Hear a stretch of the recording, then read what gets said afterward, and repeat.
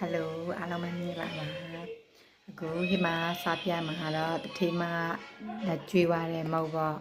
ဘာမို့လဲဆိုတော့ဒါကကြတော့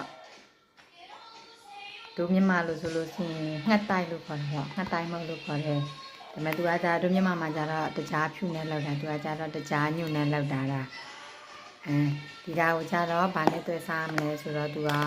ဘိမုတ်ပြလို့ခေါ်တယ်ပေါ့နော်အဲ့ဒါနဲ့တွေ့စားဒီမျိုးပေါ့ဒီမျိုးအပြားတွေသူကထောက်တယ်မှာပေါ့ထည့်တာပြီးတယ်သူအပြားတွေရှိတယ်အဲ့ဒါကကို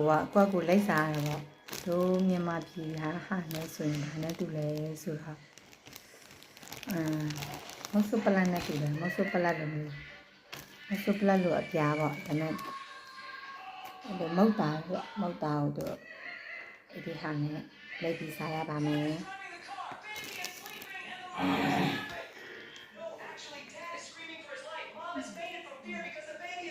ကိုအများကြီးကြိုက်တဲ့အချို့အများကြီးကြိုက်တော့အများကြီးထည့်စားတော့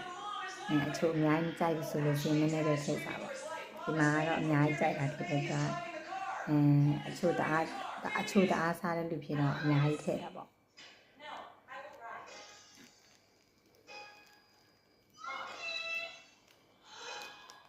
မှာပါဘယ်လိုလေးရပါမယ်